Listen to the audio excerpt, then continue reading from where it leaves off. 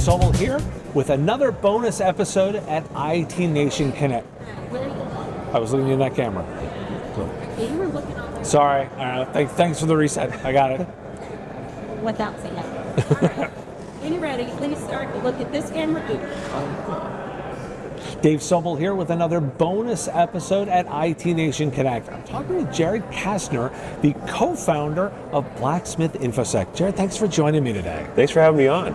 Now, one of the things that really fascinated me about your story was actually, as we were talking beforehand, was you gave me a little bit of perspective of your journey into the channel. Now, I don't want to spend a ton of time here, but you did a pivot after going direct with customers and learned a little bit about that interaction. Just give me the quick version of that to set the stage. Yeah, the quick version is we built a product to go direct to business, really thinking about where we were in our careers 10 years ago and targeting that space.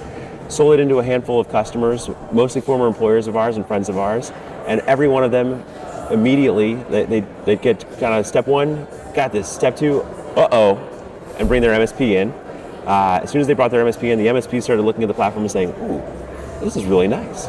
Now what? How do I deploy this to the rest of my customers? And so we had to build out multi-tenancy and white labeling and the things that an MSP needs to be able to deliver services. But realistically, while we had used MSPs in the past as CTO of healthcare companies, as my co-founder was a VC, so we worked very closely with MSPs for a long time, we didn't ever think about the channel. I had never heard anybody talk about the channel before, and so we spent 6 months after that learning and growing and going to conferences and kind of sneaking our way in as non-paying vendors to just learn and ask questions and kind of have a listening tour so we could understand what the channel was and learn from our MSP partners and grow and build from there. Now, I want to take the quick step back for the listeners to understand. So you've got a compliance as a service platform. You're focused on helping solutions. You've identified that, hey, this is a problem. Small businesses have this problem, and so we're going to go after it. And you've been on a bit of that entrepreneurial journey of like, hey, I've identified the product, then I go out to the customers and, oh, wait a second, it's not quite the way that it is. And what I kind of wanted to talk to you a little bit here is let's take the moment of the thinking about the problem for a moment. You've identified compliance. Tell me how you isolated the problem that small businesses had. Give me a little bit about that experience. Pain, lots of pain and poor life choices. So I spent the last 10 years as head of engineering or CTO at finance and healthcare companies. And every time I'd come into a company, I'd say, oh, hey, we have social security numbers or we have PHI. What are we doing to secure that? Security? Okay, I guess I'll go build a security program. Built a security program from scratch at half a dozen early stage startups. And kind of went through that journey and had to learn along the way and learn some pretty painful lessons along the way. My co-founder came at it more from the traditional IT side of things, grew into cybersecurity, and then spent a number of years as a CISO before he joined me at a healthcare company where I was running engineering and he was running IT and cybersecurity. That company filed Chapter 11. Okay. As head of IT and cybersecurity, he was the last man standing, asked to lock the door and turn off the lights on his way out. And as he was starting to interview and had gotten that transition pretty close to the finish line and was starting to interview, he and I were talking and said, hey, what are you going to do when you get that next job? Well, I'm probably going to go build another security program. Oh, for the 400th time? Cool, lucky you. And he said, yeah, it would be nice if there was some software out there that could do this for me. And so, oh, actually, why isn't there software to do this for you? And so that was really the genesis for the idea. Was we'd both always wanted to be entrepreneurial, and we both have been in small businesses. I've been first non-founder employee at a number of startups along the way, and all right, let's go do this. Let's take the plunge. And so that was really sort of the genesis of the idea. Why compliance? Again, poor life choices 10 years ago in our careers led us to believe that this should be a solvable problem, that software can make things easier. And realistically, building a compliance program at a small business should not be as expensive as it is today. It should be more accessible so that more companies can get involved. And we've sort of taken the 401k style approach to this, where if you start to invest in your compliance and security program early on, small amounts of money will reduce your total cost of ownership over time. Now, okay, so that's an interesting approach to it, because I've not heard it described that way. Tell me a little bit more of the way you're thinking about that security as an investment. Tell me a little bit more of that. Yeah. So you've been an MSP before, right? I have. Yeah. So as you're building out your MSP, standardizing services, building playbooks, things like that. Those create operational efficiency. Those become part of the culture of your organization and the way you deliver services. The same thing is true in security, right? If you start to invest in the security early on in your organization and you have security kind of baked into the culture, guess what? That starts to pay dividends over time, because now people don't just understand the letter of the law, don't click on that link, they understand the spirit of the law. Why am I not supposed to click on that link? Why am I supposed to look at this and understand, right? And so now all of a sudden people start to think about things a little bit more proactively. And so when the next, when the text message comes, right? We all remember the first email phishing campaigns were pretty mediocre, and then they got more sophisticated, and now all of a sudden we start getting texting campaigns. And the first texting campaigns, oh man, my boss just texted me, I better go buy that gift card. Right? But if you understand the spirit of the law, hang on a second, I don't know this phone number. That's probably not Dave texting me asking for gift cards, right? So getting that culture ingrained in early allows it to be an investment in the future of your business. Likewise, your security policies, your procedures, those become the operational efficiency that help your business run faster. And again, if you wait until a customer says, hey, we need you to be SOC 2 compliant, or you get popped and all of a sudden you're dealing with a breach, or a new legislation has passed that says, hey, all of a sudden you're dealing with DoD subcontractors and you need to be CMMC compliant. Now no amount of money is going to be enough to get you to that, right? You just have to throw money away to get to that compliance, and it's a huge change management cost. It's a huge amount of friction on your business.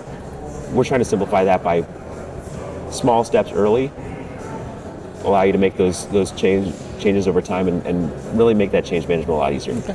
Help me then understand a little bit, because obviously knowing that analogies start to break down if we push them too far. But I'll switch analogies on you. It'll be fine. In fact, but I like talking about this one because it's a different way of approaching it. I'd like to explore the idea a little bit more. One of the struggles that I have with cybersecurity investments, as even in a broad sense, is that if I on a typical, say, digital transformation project, I know that if I spend money on innovating, I can improve operational efficiency by 30%, and in the end, I can see an improved ROI on my revenue line item, or I can show it in reduced cost of goods sold. I know I can directly tie it. Security is a struggle because my favorite joke on this is that I can give a security person infinite money and they still promise me nothing.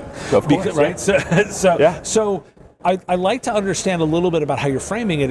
If it is an investment, how do I measure that return when I'm not necessarily sure the security journey that I'm on? Yeah, well, and so you're right. You can give me an infinite amount of money and I can't secure your business. Right. Why not? Because guess what? The attackers will always be a step ahead of me. There will be a vulnerability or 0-day that I haven't figured out or haven't patched yet or whatever, right? So there's going to be a way in. And so what we can do, though, is mitigate risk. And so when you start reframing it as a risk mitigation, right, there's a reason you don't go by a helicopter, not least of which is your wife will probably, that's a conversation between you and your wife. Right. But at the end of the day, it's about understanding the risks of your business and being able to make pragmatic decisions along the way. Now, I get the risk management. What I actually want to get is a little bit of the subtlety of how to position and talk about that. Because if we get into the risk management conversation, we have to figure out where the point of actual investment makes the most sense, right? Because there is diminishing returns on getting the 90th percentile, 95th percentile, whatever it is, price. So give me a little bit of the way that you frame this, particularly you're doing product development teams. You've got to you're probably doing something along scoring, and give me a sense of the way that you tackle that problem.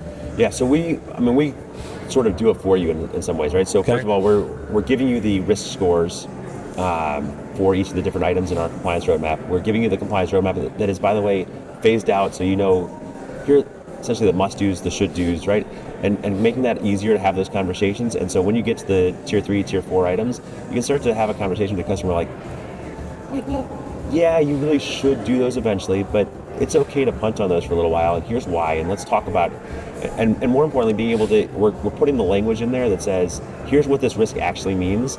And so if you're making a widget and you don't have, and so now you have a factory, and if you don't have physical controls on your factory, there's a risk that somebody breaks in, and so you want to make sure you have enough physical controls there, locks and cameras and things like that, to make sure that your factory is protected, because if the factory goes down, you're losing out on, there's an opportunity cost.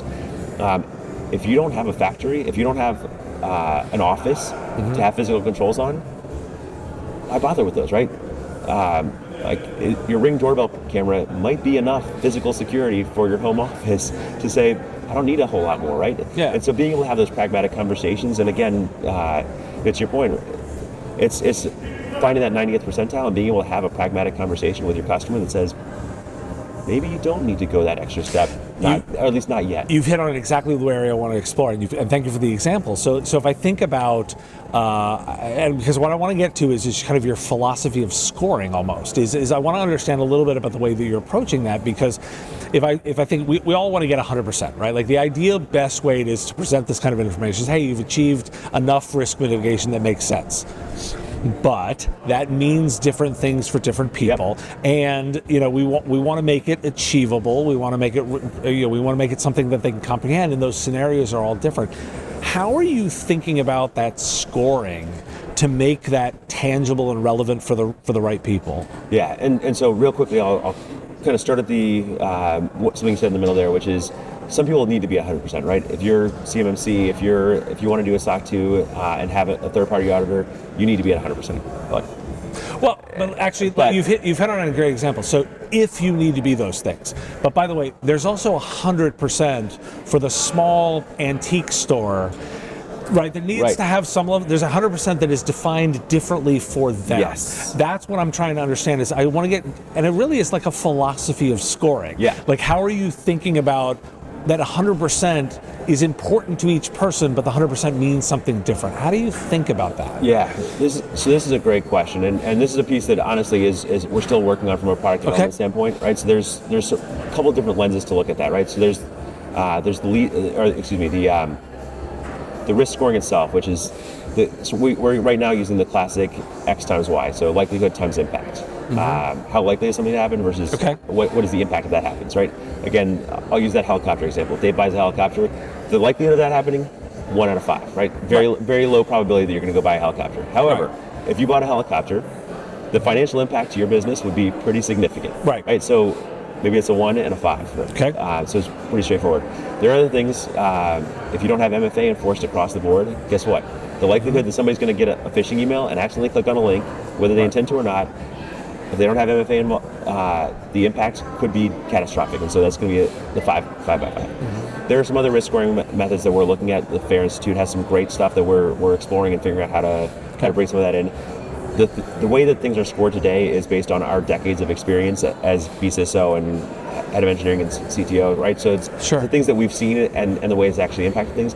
But at the end of the day, again, it's about, as an MSP, being that trusted advisor and having that conversation with your client that says, we're going to go in and now we're actually going to tweak your risk register. We're going to look at this with you, and we're going to say, all right, physical controls on your office space. Guess what? You have your office space is a desk and a filing cabinet, really just as a secretary to answer the phone, or an office manager to answer the phones. But everybody else is remote. It's having that physical presence just so you have an address so that look, we have a corporate downtown New York headquarters. It's one room in a WeWork, right? Right. So your physical controls, the likelihood of it or the impact of anybody breaking into that space is going to be a 1. And so being able to have those and so being able to adjust that along the way so that, again, you can focus on that. But what we're asking the MSPs to do is have those conversations about what is, and so there is some product development work that we need to do to make it a little bit easier to kind of ask those questions and drive that conversation to drive down the risk score in the areas that should be moved to the bottom of the list. That, again, risk score or the physical risk in the pre-COVID days, physical risk of poor office controls maybe a little bit higher than they are today. And now that Amazon's forcing everybody to come back to the office 5 days a week, and starting in January, I think, right? Other companies are going to follow suit, so maybe the physical controls become more important again, right? We'll have to, there'll be some exploration there, but anyhow, the long-winded way of saying, let's get, putting the MSP and giving them the tools and putting them in the driver's seat or the passenger seat to be that trusted advisor, the co-pilot, to drive those conversations is important. It's the customization bit, allowing them to work on that. So all that customization is available in the product today, but there's the product development lens to it is, how do I make this easier for them to have that conversation, and ideally move that conversation down to the level 2 tech or the IT project manager to have that conversation. So now I can deliver that service as an MSP at a fraction of the cost of having a BCISO that thinks about risk on a daily basis. Right? It's hundreds of dollars an hour versus $60 an hour. It's a big difference in my cost as an MSP, and so that's what we're really trying to drive towards is lower the cost of investment from an MSP standpoint. Gotcha. Now, I want to ask something that's a bit of a philosophical question to wrap it up, but I find it's really helpful to talk with people that are entrepreneurs that are focused on this to get a bit of a lens of the way you think about this. How do you think about the framework of decisions? You've made some pivot decisions, to make that. You're making product decisions on a regular basis. You've got to make hiring decisions. Give me a little bit of like your framework for making decisions and how that works. Yeah. So there's a couple of things that I look at, and I'll talk about some different philosophies, because there's sort of depends on the decision, but there's a great book, Thinking in Bets by Annie Duke. She was a professional poker player with a PhD, and fabulous book, but it's really, sometimes it's just making a bet, right? Okay. It's, I think 51% chance that this is going to be the right way to go, so let's make the bet, we'll make the decision. Sometimes we're going to get it right, but it's there's a great aspect of the decision-making process that's kind of baked into Annie's philosophy of how you should be thinking about those bets and how you should be evaluating. Just because you got the bet wrong doesn't mean that it was a bad bet, and so I encourage anybody to read that one. So that's part of it. Some of it is just raw intuition, right? It's sort of that model, but I've done this enough times. Some of it is having conversations with our partners and understanding what they need. But I think as I look at the decision-making process, it's very much I sit down with my partner, because he's my partner, and think through what is it going to take to get there. We do a really good job of talking about where we want to be in 5 years from a product lens, and then it's working backwards from that in a lot of ways to, all right, what are the steps to get there, so we make sure we can get something useful and actionable today that will help us take the next step and the next step and the next step, and give enough value to our partners and to their clients that we can continue to keep them excited and engaged in our product and continue to drive that forward progress. Yeah. Well, Jed, this has been fun. I've really enjoyed chatting with you. Yeah. Thanks for joining me today. Yeah, thank you for having me. With as many breaches and security concerns as I report in this show, it should be obvious that cybersecurity is not just about technology, but also the human expertise needed to interpret and respond to complex threats. Huntress is focused on elevating SMBs and MSPs around the world. Huntress has a suite of fully managed cybersecurity solutions powered by a 24/7 human-led SOC, dedicated to continuous monitoring, expert investigation, and rapid response. And the proof is the execution. Huntress is the #1 rated EDR for SMBs on G2. Want to know more about the platform? Visit huntress.com/MSP Radio to learn more. The Business of Tech is written and produced by me, Dave Sobel, under ethics guidelines posted at businessof.tech. If you like the content, please make sure to hit that like button and follow or subscribe. It's free and easy, and the best way to support the show and help us grow. You can also check out our Patreon, where you can join the Business of Tech community at patreon.com/MSP Radio, or buy our Why Do We Care merch at businessof.tech. Finally, if you're interested in advertising on the show, visit mspradio.com/engage. Once again, thanks for listening to me, and I will talk to you again on our next episode of The Business of Tech. Part of the MSP Radio Network.